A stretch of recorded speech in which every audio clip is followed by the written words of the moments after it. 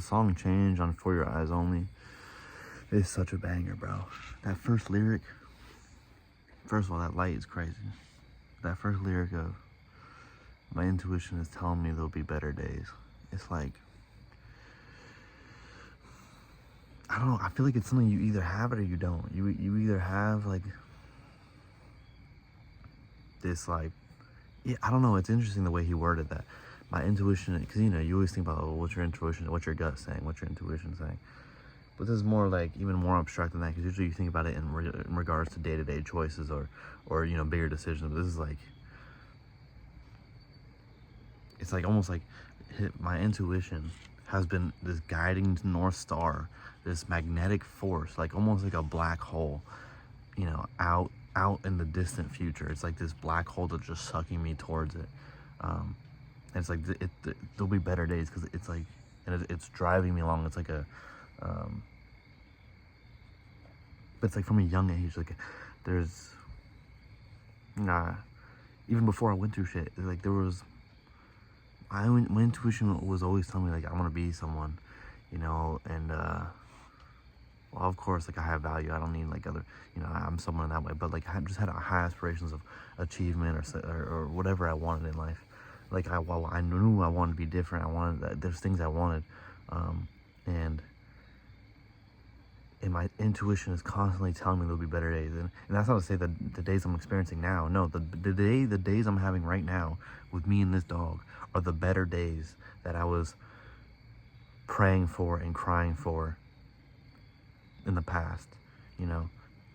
Where I'm at now is exactly what I begged for, 5 years ago, 4 years ago, 3 years ago, and it's like this, it's things that just like that, when that preacher came to me, when I went to church that one time, and he just, and I came to him with addiction, like issues, and he just kept like just telling me in my ear, like, things are gonna get better, and they're gonna get better, and they're gonna get better. And he just kept the fucking 60 iterations in my ear, and it was just, it's like that. My intuition is telling me there'll be better days. That's not to say my days are shitty. Well, and I think when this was 2014, so J. Cole, he was, what was it? Was 4 years on 2014, 2016? It was after Born Sinner. It was after his debut album. Like, he was definitely in a good spot. But he comes from a certain background, and I think a lot of people that come from those kinds of backgrounds, whether you were raised, in the projects or the hood or whatever, and it's like, this internal. All right, I didn't finish that video. I got cut off last night. It's the next day. I think my video got cut off. I'm pretty sure what I was in the middle of talking about was like J. Cole or people from certain upbringings. There's like this internal knowing. Like whether you're, you see a lot of NBA players or rappers or, NFL players, like it was like a do or die situation for them. Like they had this internal knowing that like, I'm going to be someone, or I'm going to get out of here, my intuition is telling me there'll be better days, like that type of thing. Like, I think J. Cole really encompasses a lot when he says that. And by no means am I saying that I grew up in those circumstances. Like, that would be mad disrespectful to say that. I did not grow up in those circumstances by any means. I grew up quite well off, and but it's more so like, I'm just making a comparison of having that similar internal feeling of like high aspirations, or it's almost like there's like, it's like my intuition is like, pulling me towards something, and what that something is, I'm still becoming that, on season becoming, like it's still unfolding, it's still around. I'm not entirely sure what exactly my intuition's pulling me towards. I know, or my intuition, or God, or whatever you want to say it as, like, but it's from a very young age. I've had this certainty, even though there was nothing like tangible in my life at any of these points. Even still now, not really so much, that I'm going to get to this point. Or actually, no. Like I said before, like the life I'm living now is the life I prayed for a couple of years ago, right? Like, but in terms of like my very high aspirations, or the things I want from life, or the way my lifestyle, or like, But from a very, I've had this certainty, like, dude, stop, bro. She always pulls so hard. I keep forgetting to put the prong collar on her. But, you know, there's a, and there's, it's a very hard thing to explain, you know, because I think when you go on the internet, you know, and you go, and you know, the algorithm is so good, so at some point you get into these algorithms where your you know, your For You page or whatever becomes like all the people that are similar to you, and then you're like, wow, this is so saturated. So many people want to be different. So many people want to, you know, live this life, that have these high aspirations, but then you got to realize like that you're like in some sort of echo chamber, because when you go back outside into the real world and you walk around, most people don't want that. Most people only, you know, they know what they know. They're not thinking about it like that. And there's nothing wrong with that. I'm not like downing people that don't want to be like, you know, X, Y, and Z, and don't have X, Y, and Z aspirations. They could have totally different aspirations. I mean, that's completely okay. Like, I'm not dogging on people, but I think, you know, like when I met that lady on the plane, and she told me, she's like, you need to have your back against the wall. Like, you need to have that moment for you. And you have to manufacture it for yourself, whatever that feels like, whatever that looks like.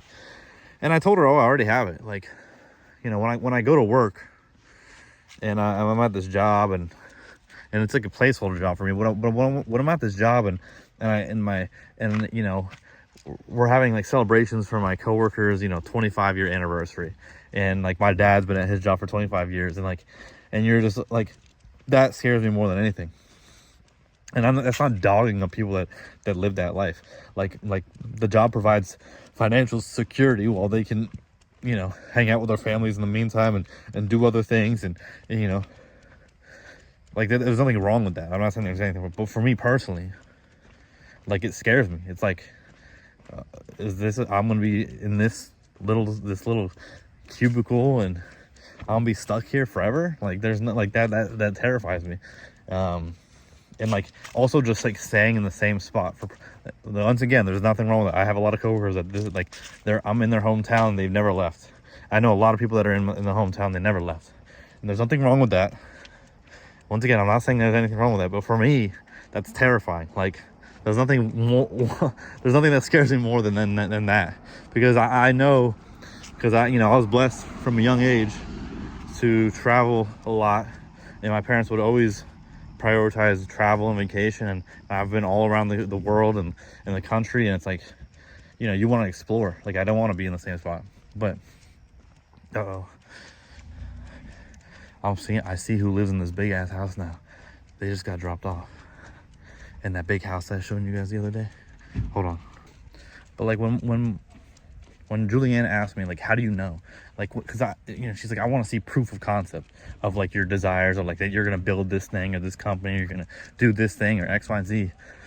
Like, how do you know? Like, because she's like, you know, what she likes to consider herself as like a realist, but you know, and a very anxious person. So like, she needs some level, like something like that. But I'm more like, there's no way for me to explain to her that there's an internal force, or maybe external, you know, intuition, Holy Spirit, God,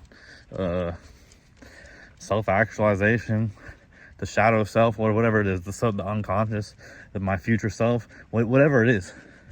There's a force pulling me towards something, and there's a knowing, and there's a knowing that I've always known from a young age, and I cannot, you know, there's no way for me to explain that to someone else.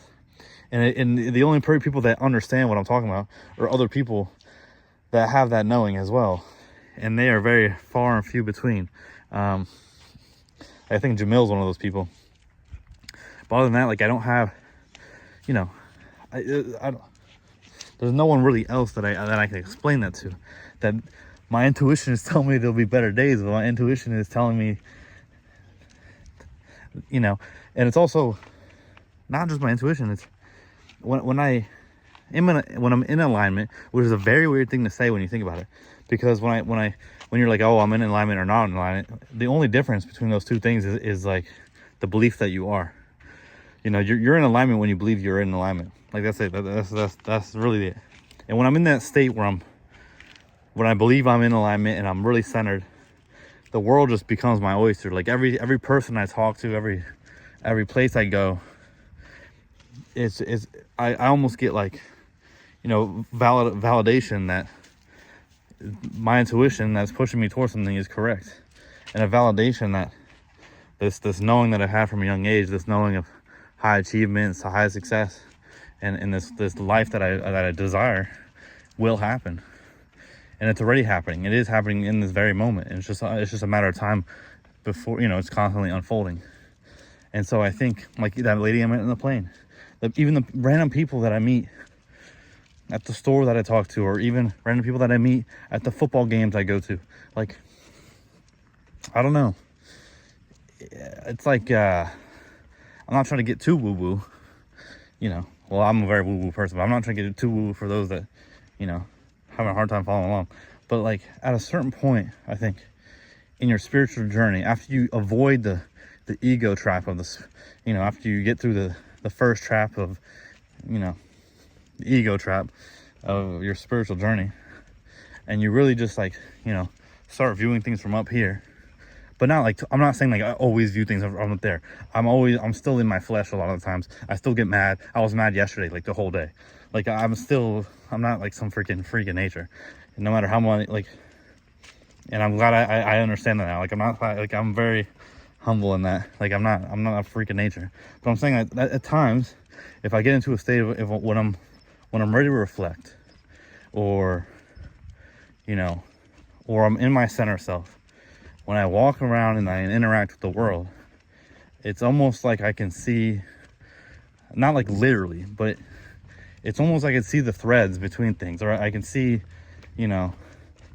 cause and effects, or butterfly effects. I'm witnessing, it's like some orchestration. It's like at a certain point, you're like, the captain of your own ship. Life's coming from you, and so if life's coming from me, that means that life's coming from me, and I'm both like the creator of my reality and the one that's interacting with it, which is a very interesting thing. Hold on. But every so often, and it's ever increasing. One of those two deer. You see them? Anyways, every so often, or ever increasing, I get these moments of clarity when I'm outside, or moments, not like when I'm literally just interacting with the world. And I can see, I'm like I can see, I don't know, like I don't know how to explain this. It just feels right. Like everything feels in place. Like everything, and that doesn't, not in a sense of like everyone thing is like known and I'm not in an uncomfortable spot, but it's almost like I'm at the perch. I'm at the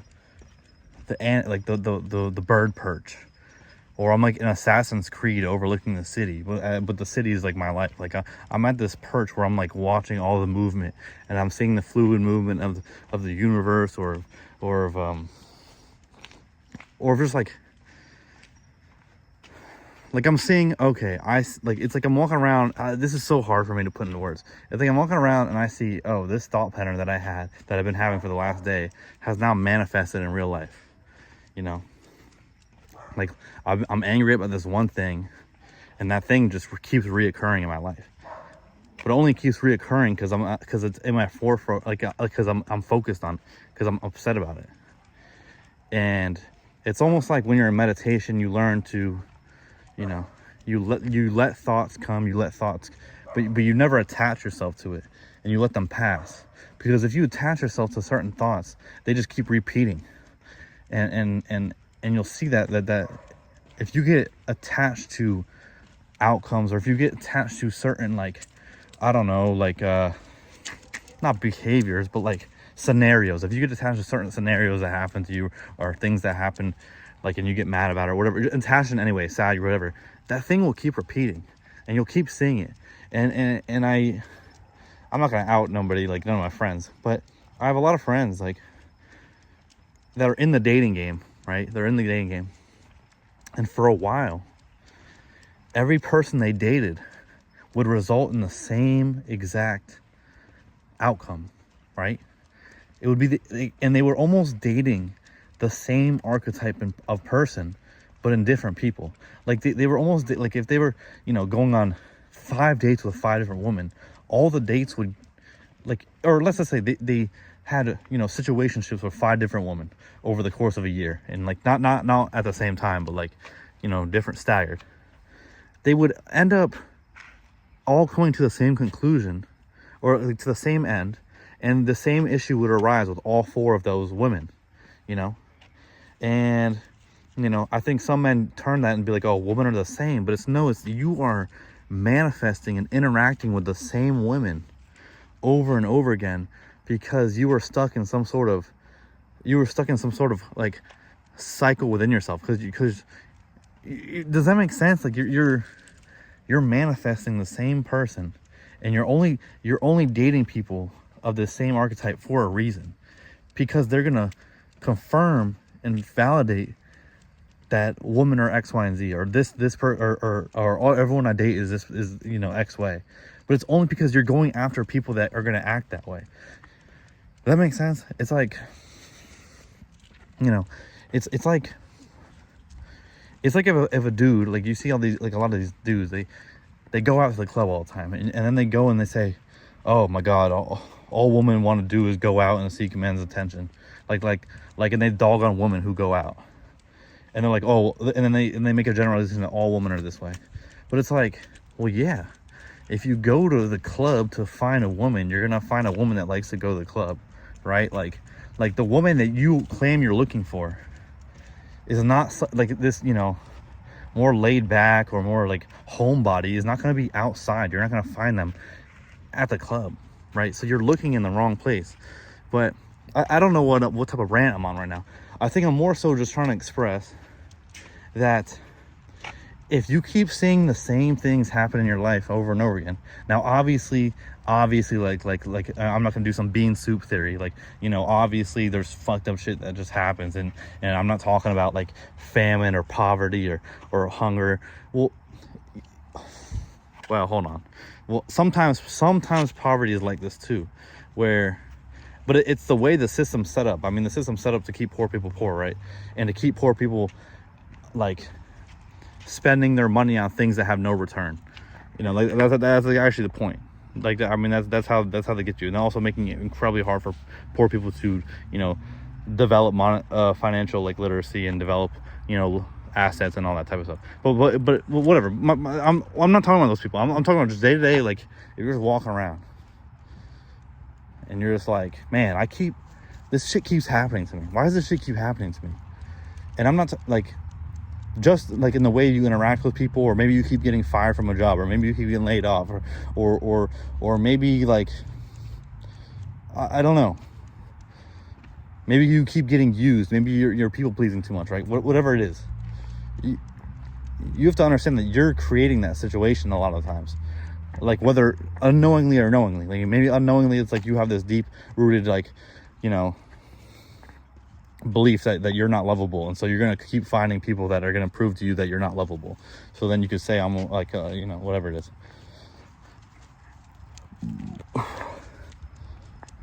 My point of all this is that, you know, there's times.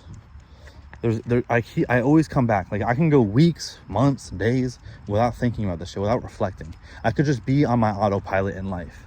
And then I can come back to the center and be like, golly, what have I been up to? It's almost like when Bruce Banner turned into the Hulk during Age of Ultron. He was the Hulk for 2 years, and he came out of it and he's like, what happened? Right? It's almost like that. When Thor was like, when Thor found him in that freaking arena, and it's like that. It's like, you know, you could wake up in a couple days, a couple weeks, especially, this is also relates to like when you're deep in your addiction or whatever it is, but you come back and you're like, what the fuck have I been doing? You come back to your center self and you sit with yourself for a bit and you're like, what's been going on? And then after you come back to yourself, then as you interact with the world, you could see, oh, this right here is the situation. This is what I need to change. You know, even something for me, like I have a big fear of becoming like my dad. Like, my dad's great in a lot of ways, but in turn, there's certain things that that's my biggest fear. And I think Julianne is kind of similar like that to like someone in her family. Like, she's like, oh, I don't want to be like this person. But those people, we constantly, like, she's always like, dude, you're being like your dad right now. And I'm like, you're being like this person, right? Because I'm not going to out who she says. And initially it's triggering. It's like, dude, like, shut the like, what, dude, why would you say that? It's the most triggering thing, because it's the one thing you don't want to be. But that's the difference between like me and my dad, is like, I'm going to say sorry, and I'm going to reflect on it emotionally, and I'm going to be able to have a conversation about it. Like, and I'm not going to hold things in. I'm going to be able to have a conversation about it. And same thing with like Julian and the person in her family. The difference is that she's going to be able to apologize to me, and she's going to be able to like reflect and be like, oh man, yeah, I see what you mean. Like, and we can, the difference between me and her and our parents is we can have like a more deep-seated like communication about it. But the first part is being aware that it's happening in the moment.